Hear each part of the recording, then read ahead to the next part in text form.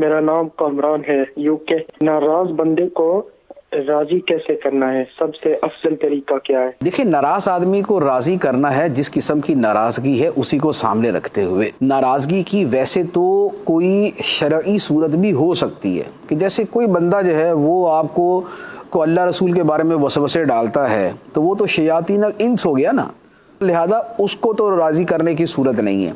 इसी तरह कोई बंदा आपको गलत कामों की तरफ लगाता है, ले जाता है और उसकी वजह से गुनाहों में पड़ने का अंदेशा, तो ऐसे से तो बचने का शरीयत कहती है कि इनसे बचो।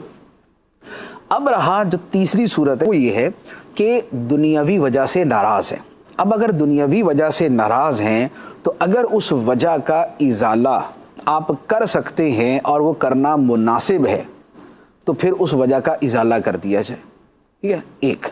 दूसरे नंबर पर यह है कि अगर वो नाराज़गी उसका दिल दुखाने की वजह से है तो फिर सीधा सीधा उसे माफ़ी मांगी जाए कि मैंने आपका जो है वो बिला वजह दिल दुखाया और मैं उससे शर्मसार हूँ, मैं आपसे माफ़ी मांगता हूँ, मादरत खा हूँ और माफ़ी का तलबगार हूँ। तो फिर आप उससे ये मादरत करेंगे और इस माफ़ी मांगने में जो अल्फाज और जो लबो लहजा होगा वो ऐसा होना चाहिए कि जिससे सामने वाले को लगे कि वाक़यातन यार ये बंदा दिल से जरा मुझसे माज़रत कर रहा है तो मैं इसको माफ़ कर दूं। तो फिर अब जैसा मौका महल है उसके मुताबिक अमल किया जाएगा। अच्छा, यहाँ पर मैं एक और चीज़ अर्ज़ करूँ, वो थोड़ा सा बाज़-ओ-क़ात होता है कि मुतलक बयान कर दिया जाता है ना तो उसको बिल्कुल ही मुतलक ले लिया जाता है।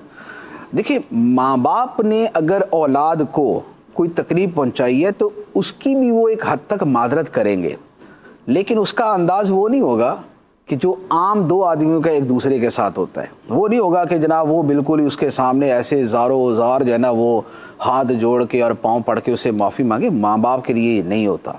माँ बाप ने अगर औलाद से मादरत करनी है तो नॉर्मली अगर मादरत करनी है कि वैसे तो ख़ास मामला नहीं है और वैसे ये है कि चले माफ़ी मांग लेनी चाहिए, तो फिर ऐसे ही अल्फाज से जो ना मादरत की जाए कि बस ठीक है, सामने वाले को जो है ना वो बस मामला हल हो गया, बस इस अंदाज़ के अंदर। और अगर ये पता कि यार औलाद ऐसी है कि जिससे मादरत करना औलाद को उल्टा तकलीफ़ देगा तो वहाँ तो इससे अवॉइड ही किया जाए।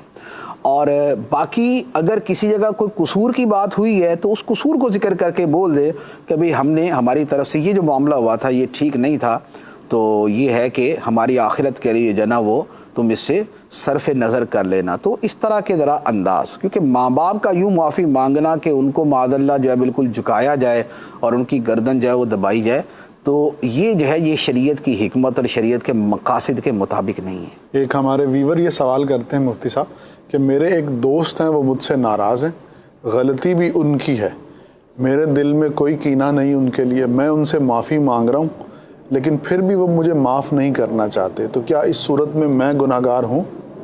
जो सूरत आपने बयान की है ना कि गलती सामने वाले की है, ये बंदा माफ़ी मांग रहा है और वो इसको माफ़ नहीं कर रहा, तो फिर उसका कसूर होगा, ये गुनाहगार नहीं होगा।